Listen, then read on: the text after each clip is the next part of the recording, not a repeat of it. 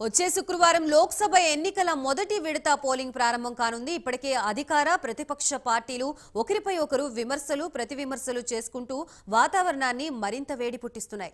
కాంగ్రెస్ కుటుంబ పార్టీ అంటూ మోదీ నుంచి అమిత్ షా వరకు విమర్శలు గుప్పిస్తే, ఇక కాంగ్రెస్ పార్టీ మాత్రం ఈసారి మోదీకి అవకాశం ఇస్తే ఇక ప్రజాస్వామ్యం గురించి మర్చిపోవాల్సిందేనని ఆయన నియంతలా తయారవుతారు.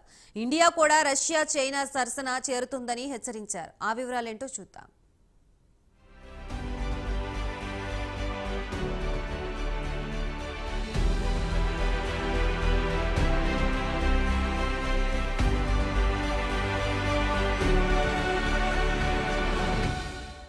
దేశంలో వేసవి ఎండలతో పాటు రాజకీయ వాతావరణం కూడా వేడెక్కింది. అధికార భారతీయ జనతా పార్టీపై కాంగ్రెస్ ప్రెసిడెంట్ మల్లికార్జున్ ఖర్గే నుంచి రాహుల్ గాంధీ వరకు విరుచుకు పడుతున్నారు. మోదీ మరోసారి అవకాశం ఇస్తే ప్రజాస్వామ్య మనుగడకు ముప్పు వాటిల్లుతుందని, ఇండియా కూడా రష్యా చైనా బాటలో నడవాల్సిందేనని హెచ్చరిస్తున్నారు. ఒకవేళ మోదీని 2024 లోక్సభ ఎన్నికల్లో సాగనంపకపోతే ఆయన కూడా వ్లాదిమిర్ పుతిన్ మోడల్ను ప్రజలపై రుద్దుతారని ఆందోళన వ్యక్తం చేశారు. భారతీయులకు ఇదే చివరి అవకాశం. ప్రజాస్వామ్యం కావాలా లేక నియంతృత్వం కావాలో ఆలోచించుకోవాలని కోరుతున్నారు.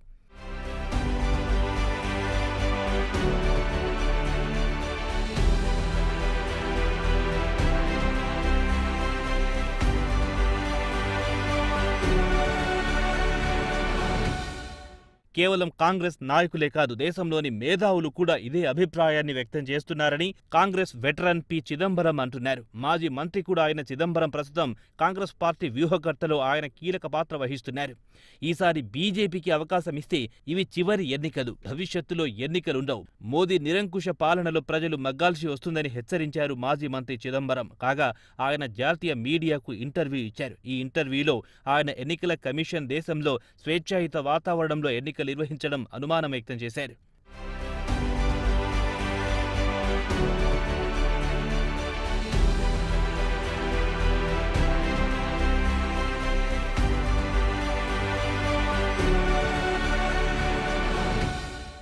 ప్రస్తుతం ఎన్నికలు పాక్షికంగా ప్రజాస్వామ్య పద్ధతిలో కొనసాగే అవకాశాలు కనిపిస్తున్నాయి.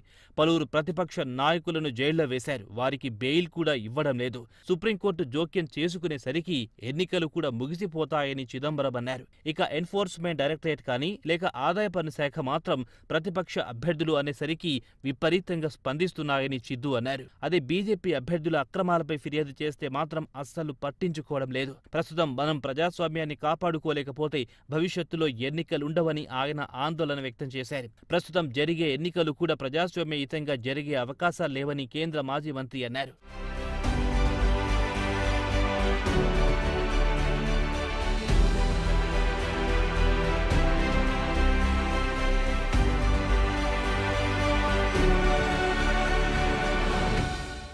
కొన్ని దేశాల్లో పరిస్థితులను చూస్తున్నాం. చైనాలో కానీ రష్యాలో కానీ ప్రజాస్వామ్యయుతంగా ఎన్నికలు జరుగుతున్నాయా అని చిదంబరం ప్రశ్నించారు. మరోమారు మోదీని అందలమెక్కిస్తే ఆయన దిగడు నియంతలా మారుతాడు. ఇక భవిష్యత్తులో ఎన్నికలు మరిచిపోవాల్సిందేనని చిదంబరం ఆందోళన వ్యక్తం చేశారు. ప్రధానమంత్రి వచ్చే లోక్సభ ఎన్నికల్లో గెలవడానికి అందుబాటులో ఉన్న అన్ని అవకాశాలను వినియోగించుకుంటున్నారు. ముందుగా ఆయన మతాన్ని అడ్డుపెట్టుకుని ఓట్లు దండుకోవాలని చూస్తున్నారు.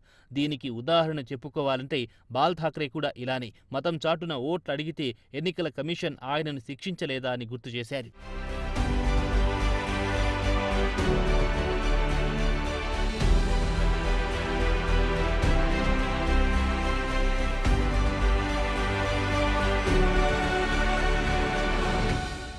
ప్రస్తుత ఎన్నికల కమిషన్కు గతంలో టీఎన్ శేషన్ ఉన్న ఎన్నికల కమిషన్కు చాలా తేడా ఉంది. అక్రమాల గురించి ఈసీకి ఫిర్యాదు చేస్తాం. అక్రమాలు జరిగిన చోట జోక్యం చేసుకోవాలని కోరుతాం. అది కాకుండా ఈసీ స్వయం ప్రతిపత్తి కలిగిన సంస్థ. తమ ఫిర్యాదులు చెత్తబుట్టలో వేస్తోంది. అలా అని ఈసీని ప్రతిరోజు సుప్రీంకోర్టుకు లాగలేం కదా అని చిదంబరం ప్రశ్నించారు. తాము ఎన్నికల్లో పోరాడుతున్నాం, లీగల్ కేసులో కాదని చిద్దు పేర్కొన్నారు.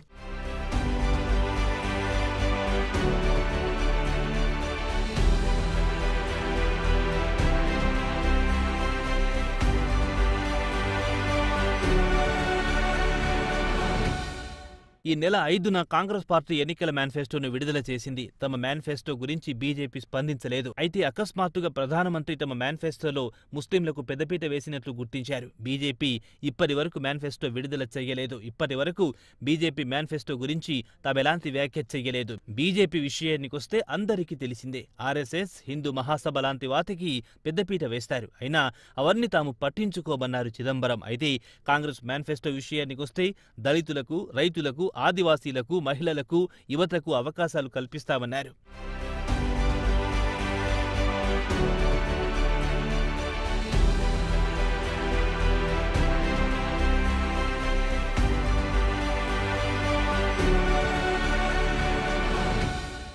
ముస్లింల కోణంలో చూస్తే ప్రధానమంత్రి ప్రస్తుతం అసహనంతో ఉన్నారు. ఒత్తిడికి గురవుతున్నారు. ఆర్ఎస్ఎస్, బీజేపీలో సమానత్వం, సెక్యులరిజం గురించి మాట్లాడలేము. అదే కాంగ్రెస్ విషయానికొస్తే భారత రాజ్యాంగాన్ని దేశానికి ప్రసాదించింది. కాంగ్రెస్ ప్రతి ఒక్కరికి స్వేచ్ఛగా తమ అభిప్రాయాలను తెలియజేసే హక్కుందన్నారు. ప్రస్తుతం దేశంలోని ప్రతి వ్యక్తి భయంతో బ్రతుకుతున్నాడు. ప్రభుత్వానికి వ్యతిరేకంగా మాట్లాడలేం. అలాంటి పరిస్థితిని సృష్టించింది బీజేపీ. కాంగ్రెస్ పార్టీ బీజేపీతో పోరాడుతోంది. అలాగే ధైర్యవంతులు పోరాడుతున్నారు. దేశంలోని వందలాది, వేలాది మంది ప్రజలు బయటికొచ్చి బీజేపీ నిరంకుశత్వాన్ని నిలదీయండని కోరారు చిదంబరం.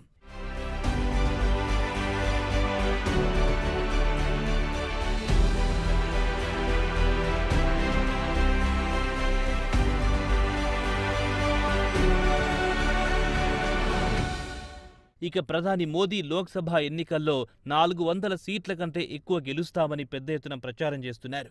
దీనికి ప్రారంభంలో మీడియా కూడా వంత పాడింది. ఇప్పుడంతా తేటతెల్లమయ్యింది. ప్రస్తుతం ఆయన చెబుతున్న 400 సీట్ల వాదనను ఎవ్వరూ నమ్మడం లేదు. మోదీ 10 ఏళ్ల పాలనలో దేశంలో నిరుద్యోగం పెరిగింది. నిత్యావసర ధరలు పెరిగి సామాన్యుడు ఇబ్బంది పడుతున్నాడు. తాజాగా సిఎస్డిఎస్ లోక్ నీతి సర్వేలో కూడా ప్రజలు ఇదే అభిప్రాయాన్ని వ్యక్తం చేశారు.